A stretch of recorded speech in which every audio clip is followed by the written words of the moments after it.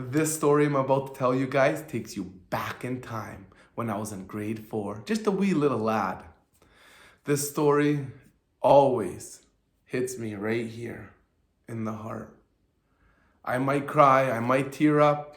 I can't hold these emotions when it comes to this story. We were young little kids.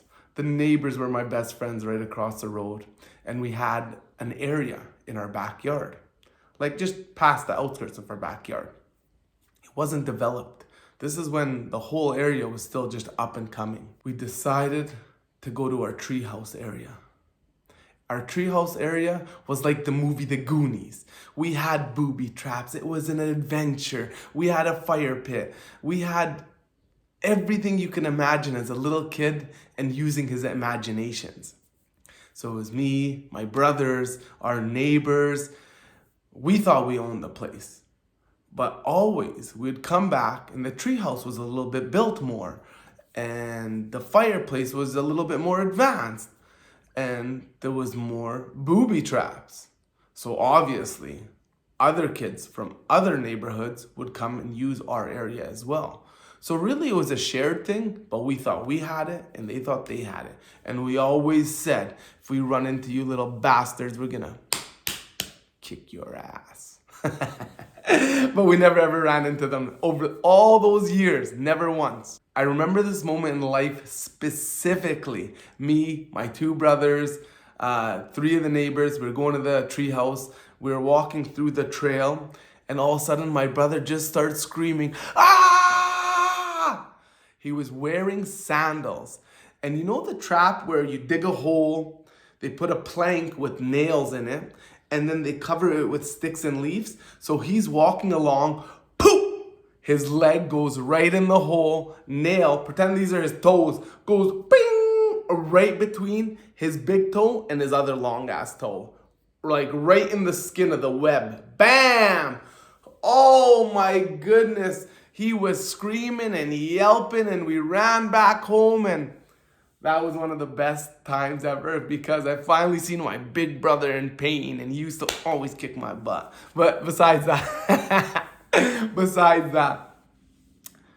one day we decided to go to the pit, me and just the 2 neighbors. So I ran to their house, I knocked on the door, I said, "Hey guys, let's go to the pit, let's go to the treehouse." They're like, okay, let's go. Then one of them's like, "Oh, hey, my dad has a bunch of photocopied paper for the printer. Let's take it." I was like, "For sure." So they open the garage and they grab it. I'm like, "Hey, what about this paint can? It says explosive on it." They're like, yeah, bring it too. Take this thing to our treehouse. We get to our treehouse and we start making a fire and we're putting sticks and that paper in there and we light it up and it's glowing. It's nice. And then we're like, "Okay, guys, it's time to throw in the paint can." So we throw the paint can in, we run away as far as we can and we stop and we're just sitting there. 1 minute, 2 minutes, 5 minutes, 10 minutes, 20 minutes, and we ran out of patience. We're like, this isn't even gonna do anything. So we go home. The following day, our curiosity is gonna kill us. We wanna know what happened. So we go back again, me and the 2 neighbors, Jeremy and Jeffrey, my best buddies growing up. Shout out to Jeff!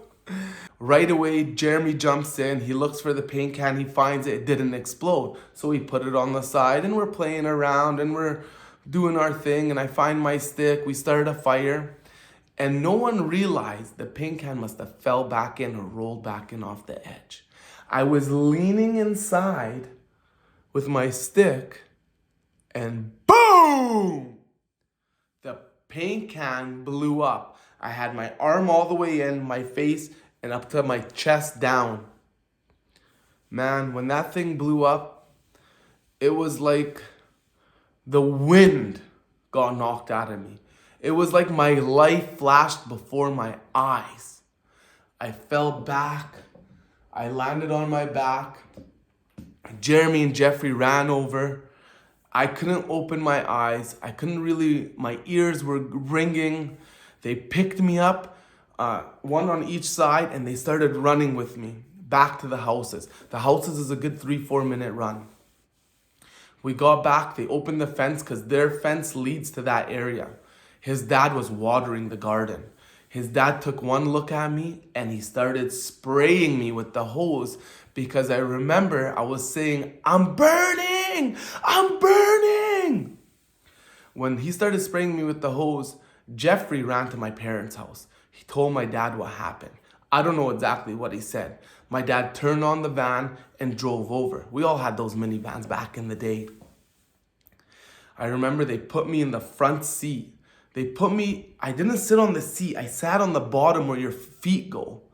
And I don't know why at that moment, but I was just in so much pain and shock in my ears and my face and my hands, and everything I just didn't feel right. And my dad told me in Arabic, and I remember these words. He says, I'm gonna dawisak when you get better. It means I'm gonna kick the shit out of you when you get better. He didn't mean it, but he couldn't believe his baby, his little son, the youngest of 4, was absolutely mangled. So they ripped to the Medi Center, and it was like maybe just a 8 or 10 minute drive, and I fainted. I remember I fainted because I woke up in a bed. And I can't open my eyes. Remember, my eyes are solid shut. I don't know what happened to my eyes. I can't open them. My ears are rocked, but I could just hear a little bit. And I think my aunties showed up, my uncles showed up, my parents were there, Jeremy's dad, and like a bunch of people were in there because I could hear their voices just slightly, this one, that one, and everyone's in a shock and a panic.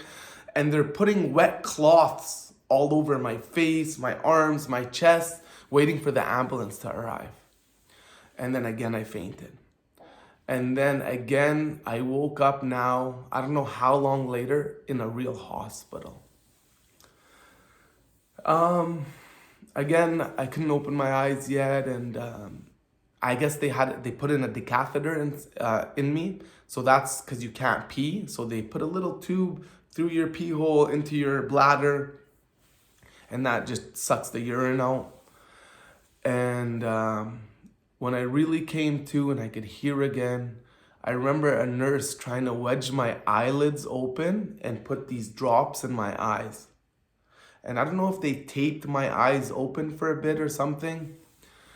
And I was really, really scared. You know, I never got to see my face yet. I never got to see, like, I knew I had bandaged all the way, my arm down, my chest, my neck. I didn't get to see my face. And I didn't even think of like what I'm gonna look like. But I was scared I was never gonna see again. I was absolutely petrified that I wasn't gonna be able to see again. But thank God I got my eyesight back right away. Maybe, I don't know exactly when, but I got it back right away when I was finally 2 and conscious. And my family started to visit, my friends randomly started to visit, but not my school friends, not yet. So I remember one day my teacher, she swung by and she gave me a folder. And this folder had a bunch of papers like this long.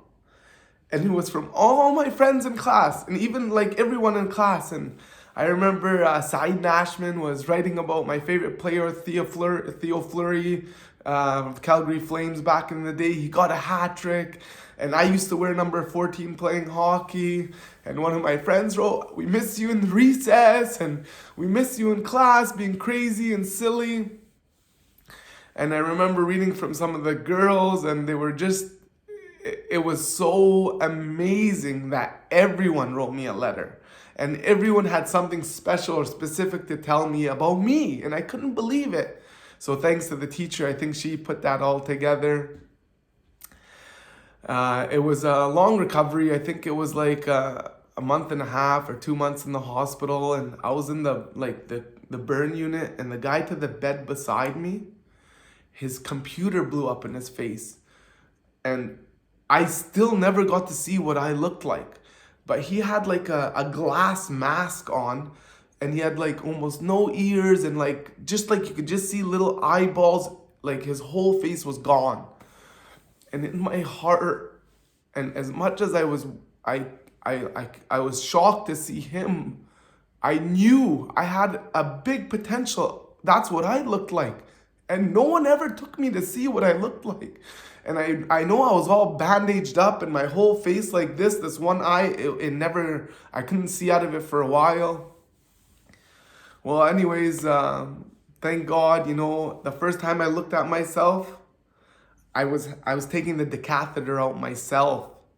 And I had a cold bottle of water, and you gotta pull this tube out of your pee hole. It's crazy. So you're spraying water on there because it hurts so much. But that's the first time I got to look at myself. And as a kid, you're always worried about fitting in, and are people gonna accept you when you get older? And I always cared, like, even not at grade 4, but I always like wanted to get married and have a family, and like, was this gonna affect me for the rest of my life?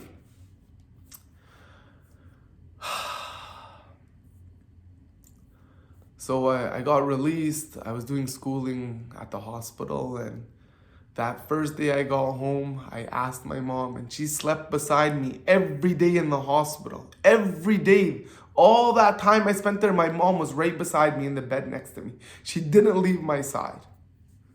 And I love her every day of my life, not for that, but for everything she's done for us.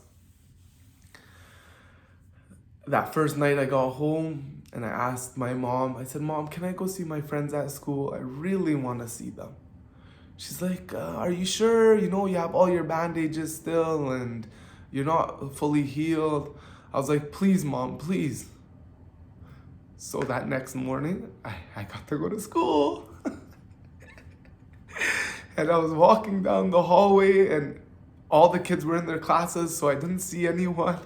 And I got to knock on the door, and those doors, like, there's a glass, like what is it called? A rectangle glass. And when I knocked, the teacher looked over and she seen me and I seen her.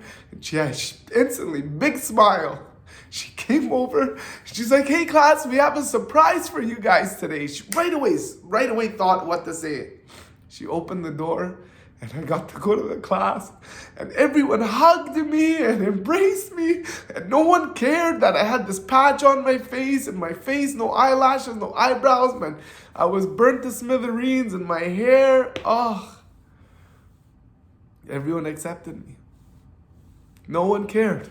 We were just kids. And I'll never forget my friends, and we're all still friends today. We have such a tight-knit community in Edmonton, Alberta, and I love them all. And now my kids go to school with their kids. It's just the coolest thing in the world. But that's the story of when I got blown up, critical condition. Thank God I survived. I got my eyesight back. I did treatments for my skin and my face and my arms and my neck, and everything's back to normal. I hope you enjoyed that video. Please share, like, comment, and just tell your friends. The Real Life Stories podcast. Soon we're gonna be having a lot more interesting people on.